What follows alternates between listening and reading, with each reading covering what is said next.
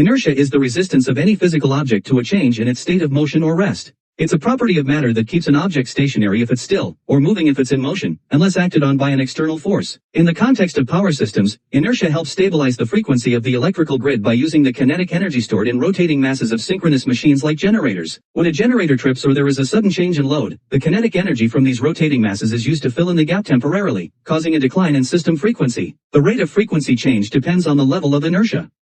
Higher inertia means a slower change in frequency, giving more time for frequency control measures to act and prevent issues like customer load shedding. With the increasing addition of inverter-based resources like solar and wind power, which provide less inertia than traditional synchronous generators, the system inertia decreases. This can lead to faster rates of frequency change and less time to respond to disturbances, potentially causing grid instability. Inertia is similar to the principle of Newton's first law. Objects will remain in their state of motion unless a force, i.e. friction, makes them stop. In other words, if something's moving, it keeps moving. In electricity, the motion comes in the form of the rotating motors or turbines that spin to generate energy in power plants.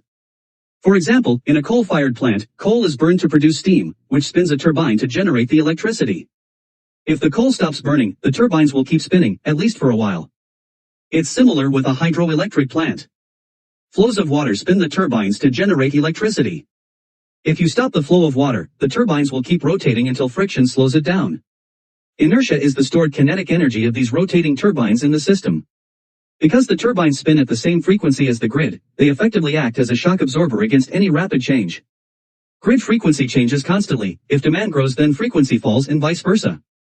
So if demand for electricity spikes, causing grid frequency to drop, the rotating mass keeps spinning away to slowing the drop and giving other generators the chance to restore balance. When there isn't enough inertia, the grid struggles to absorb these fluctuations, and if the frequency deviates too far from the safe level of 50 or 60 Hz.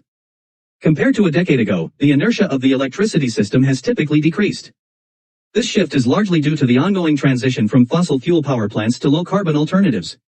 Renewable sources like wind and solar, along with large subsea interconnectors that bring electricity into the many utilities from overseas, are non-synchronous. This means they produce varying amounts of electricity depending on the available energy, unlike synchronous generation from coal, oil, and gas, which is reliable and predictable. In particular, wind turbines and solar panels lack the heavy spinning metal turbines that provide inertia. For solar panels, instead of a rotating mass, protons collide with atoms, knocking electrons loose to generate electricity. This electricity is then converted using inverters to make it grid-ready. Although wind turbine blades possess mechanical inertia, the turbines themselves do not directly connect to the grid. They require a frequency converter between the turbine and the network, preventing the kinetic energy of the blade's rotating mass from providing inertia during periods of frequency change. With lower levels of inertia, any imbalance between demand and supply can quickly alter system frequency, leading to greater instability in the grid. Instead of relying on mechanical inertia, we can use synthetic inertia, which involves fast response inverters on solar panels. Synthetic inertia works by instantly increasing output to counter any drop in frequency. Some studies suggest that inverter-based resources can provide a faster frequency response than traditional fossil fuel-powered plants. For instance, First Solar, a solar manufacturer, claims its systems can ramp from 0 megawatts to maximum output in less than a second. Another growing source of synthetic inertia includes demand-side response mechanisms and battery storage. However, it's important to note that batteries typically take around half a second to respond, so synchronized plants that provide instantaneous inertia are still crucial for maintaining grid security. Additional options include flywheels and synchronous condensers or capacitors with spinning shafts that generate or absorb reactive power as needed to adjust the grid voltage. The principle of conservation of energy mandates that power input must always equal power output. Consequently, when there's a power imbalance in the system, the energy is transferred between the kinetic energy stored in rotating turbines and the power system to maintain equilibrium between generation and demand. This resistance to frequency fluctuations is provided by the sources of inertia on the grid. System inertia is measured in GVAs, which is GVA seconds, equivalent to gigajoules. Electrical power in watts is defined as the product of voltage and current P equals 6 per unit of time. Therefore, the power rating of electrical equipment is often cited in MVA megavolt amps. The amount of the store of kinetic energy that can be used for managing frequency is restricted by the frequency limits being applied. For example, for a frequency deviation of plus or minus 0.5 Hz, only plus or minus 2% of the stored kinetic energy can be transferred before the frequency limit is exceeded. For a system with 200 GVAs, this equates to 4 GVAs 4 GJ or approximately 4 seconds for an imbalance of 1 gigawatt. In order for a machine to contribute to system inertia, there has to be a direct electromagnetic coupling between the machine and the power system, which allows disturbances on the system to be translated into a mechanical torque that acts on the machine rotor. Electrical inertia is the property of the system which opposes changes in current. In the power system, inertia is the term given to the store of kinetic energy found in by the rotating mass of traditional turbines which turn in synchronicity with each other and are coupled to the power system, delivering a steady system frequency. In a 50 Hz system, thermal turbines all rotate at 3000 RPM, nuclear turbines turn at half the rate, and the large mass of the turbines means that a significant amount of energy is required to alter the rate of rotation. When supply and demand are imbalanced, the system's voltage starts to fluctuate. If demand exceeds supply, the system frequency drops, and if supply exceeds demand, the frequency rises. The rate at which the frequency changes depends on the initial power mismatch and the system's level of inertia. The frequency fluctuations are resisted by the grid sources of inertia. According to the principle of conservation of energy, power input must always equal power output. Therefore, when there's a power imbalance, energy is transferred between the kinetic energy stored in rotating turbines and the power system to maintain equilibrium between generation and demand. System inertia is measured in GVAs, which are equivalent to gigajoules. Electrical power in watts is defined as the product of voltage and current P equals 6 per unit of time. As a result, the power rating of electrical equipment is often expressed in MVA megavolt amps. The usable store of kinetic energy for frequency management is limited by the frequency bounds being applied. For instance, with a frequency deviation of plus or minus 0.5 Hz, only plus or minus 2% of the stored kinetic energy can be transferred before surpassing the frequency limit. For a system with 200 GVA/s, this equates to 4 GVAs 4 GJ or approximately 4 seconds for a 1 gigawatt imbalance. To contribute to system inertia, a machine must have a direct electromagnetic coupling with the power system. This coupling allows system disturbances to be converted into mechanical torque, which acts on the machine rotor. UK example, as system inertia decreases due to the growing share of non-synchronous generation, inertia becomes a key factor in frequency management requirements. Currently, system inertia must not fall below 130 GVAs post-fault without the need to deload nuclear generators or issue emergency instructions to disconnect inflexible generators. This limitation arises from the restriction on the post-fault rate of change of frequency imposed by certain loss of mains protection relays used by distributed generators. The pre-fault lowest inertia can be up to 8 GVA/s higher, depending on the largest loss and its contribution to inertia. To provide inertia during periods of low transmission demand, increased intervention from the system operator would be necessary to instruct conventional generators to operate, even if they are not economically viable. The decline in inertia and the rise in the largest generation or demand risk will necessitate the development of new frequency response solutions. Designing new approaches for the medium and long term will likely require a review of existing frequency response services. In an AC power system, the balance between generation and demand determines the frequency. If this balance is disrupted, such as by a loss of generation, a sudden change in demand, or fluctuating power output from renewable sources, the frequency can change rapidly. Significant drops in frequency can damage transformers and induction motors due to the high magnetizing currents needed to maintain the flux. These devices are commonly used in transmission and distribution networks, as well as in consumer appliances. Turbine blades are designed to operate within a narrow frequency range to avoid mechanical vibrations at their natural frequencies. Deviations beyond this range could damage the turbines. When the frequency drops, the airflow in generators and turbines decreases, reducing cooling. Additionally, the drop in frequency causes generator control systems to increase their input power to maintain the balance between generation and demand. The combined reduction in cooling and increase in power can lead to a rise in the internal temperature of turbine and generator windings. As internal temperatures increase, protection devices may trip the generator, further increasing the imbalance between demand and generation. The power output of coal plants relies on motor-driven auxiliary systems such as boiler feed water pumps, condensate pumps, coal pulverizing and feeding equipment, and draft fans. As system frequency decreases, these systems become less effective, further reducing the energy input to the turbine and, consequently, the generator output. This reduction in generator output can create a cascading effect, where a loss of frequency leads to a loss of power, causing the frequency to drop further. When frequency drops, generators increase their output by varying amounts based on their droop characteristics. This can result in sudden changes in power flows across the power system, potentially overloading some transmission lines. Consequently, some lines may trip, which could lead to system instability. A stable frequency is essential for certain industrial applications, such as rolling mills, paper industries, and processing lines that depend on the speed of motors. In these applications, the speed of some processes is maintained using synchronous motors. When the frequency drops, the process may be disrupted, leading to substantial losses for the industry.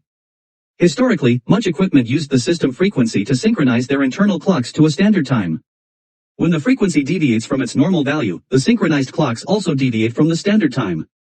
Nowadays, with the advent of stable crystal oscillators, precise and stable time signals are available for digital equipment. However, it may still be necessary to use power system frequency to correct the drift of the oscillator over time. There are challenges to the stability of power systems all the time. Challenges include spikes or lulls in demand, power line failure, even generator failure. For instance, when demand rises, the load on generators increases and pushes down the frequency. But when demand falls, the generator's workload drops, driving the frequency higher. Most big changes in demand are predictable, morning or evening peaks, afternoon lulls, etc. So, networks can match generator capacity in advance. But minor changes are much more frequent and less predictable, and catastrophic failures are, almost by definition, a surprise. This is where inertia comes into play because network inertia slows down changes to frequency. In this era of big, fossil fuel-fired spinning turbines, networks take advantage of their large, physical rotational inertia.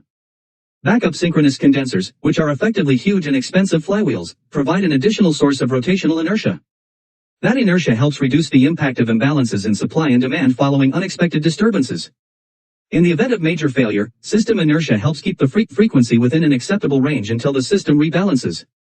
That is usually achieved by either increasing or decreasing generator output as required.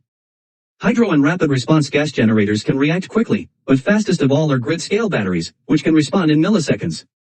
Managing inertia in power systems, add synchronous generators. Increasing the number of synchronous generators can provide more inertia but may have economic and environmental drawbacks. Synchronous condensers, these can be added to provide inertia without adding power but come with additional costs.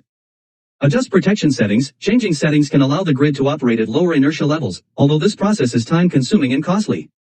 Reduce contingency size. Lowering the size of the largest generator loss can allow for operation at lower inertia levels but may require more expensive generation elsewhere. Faster frequency response. Implementing quicker response measures can reduce the need for high inertia but comes with additional costs. Inverter-based resources. Using advanced technologies like grid-forming inverters can provide inertia-like support but are still being developed and can be costly.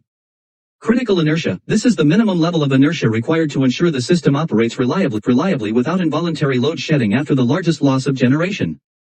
Critical inertia depends on maintaining sufficient time for frequency control measures to act before the frequency declines to problematic levels. Monitoring inertia in power systems is essential for maintaining grid stability and ensuring reliable operation. Here's a well-summarized breakdown of the key aspects. Steps in monitoring inertia. Inertia trending. Understanding when additional mitigation measures are needed by tracking inertia trends. Situational awareness in real time, ensuring that inertia stays above critical levels to maintain system reliability. Frequency reserve needs. Adjusting the amount and speed of reserves based on different inertia conditions. Importance of accurate monitoring. Accurate inertia estimation helps reduce costs by minimizing unnecessary generation commitments and maximizing renewable energy use.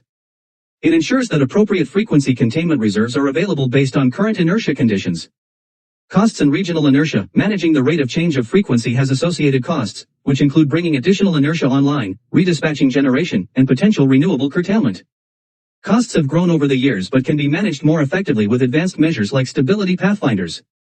Regional inertia. In well-interconnected systems, monitoring can be done with a single value since the frequency changes uniformly across the grid. In systems with concentrated pockets of generation, regional inertia must be monitored to prevent local rate of change of frequency issues. Identifying coherent regions and monitoring their inertia is crucial to avoid local instability, especially in areas with low inertia or high rate of change of frequency. Fast frequency response. The location of response relative to the disturbance is important. In regions with low inertia, fast frequency response can cause instability. Analytical methods can be used to evaluate the delivery of fast frequency response and determine if it affects system damping. By effectively monitoring and managing inertia, power systems can maintain stability and reliability, even with increasing renewable penetration and changing generation. Inertia monitoring methods. Unit commitment-based method. How it works. Summing up the inertia contribution from online synchronous generators on the grid. Commonly used by system operators such as AirGrid, EMO, and Nordic system operators. Variation. Incorporating an adjustment factor for distributed generation and load inertia used by national grid. Pros. Simple, widely adopted, convenient for real-time monitoring and forecasting, helps evaluate reserve sufficiency. Cons. May miss inertia from distributed units and older generators due to inaccurate data. Continuous frequency measurement method. Ambient signal variant, uses ambient frequency changes to estimate inertia. Stimulus variant, introduces a known small stimulus to the system to evaluate inertia. Historic disturbance events method. How it works. Analyzing past disturbance events to estimate inertia based on load and generation patterns. Usage. Typically used for benchmarking and calibrating other methods, not for real-time monitoring. Pros. Provides historical context and helps improve other monitoring methods. Cons, not accurate for real-time estimation. Unit commitment method, simple and effective for most systems, useful for trending, forecasting, and real-time monitoring. Continuous frequency measurement, more detailed but requires advanced technology and accurate timing. Historic disturbance analysis, useful for calibration but not for immediate operational decisions. By employing these methods, grid operators can maintain the necessary inertia levels to ensure stable and reliable power system operation. Inertia monitoring in Great Britain. Recent trials. A 21-day trial was conducted on an island in Great Britain that had been disconnected due to a cable issue. Inertia and frequency measurements were used to estimate the impact of the largest events.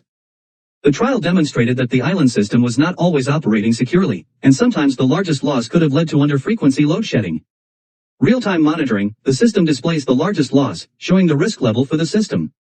It monitors inertia in real time and provides traces for actual and forecasted largest loss and inertia from a day-ahead and intraday perspective.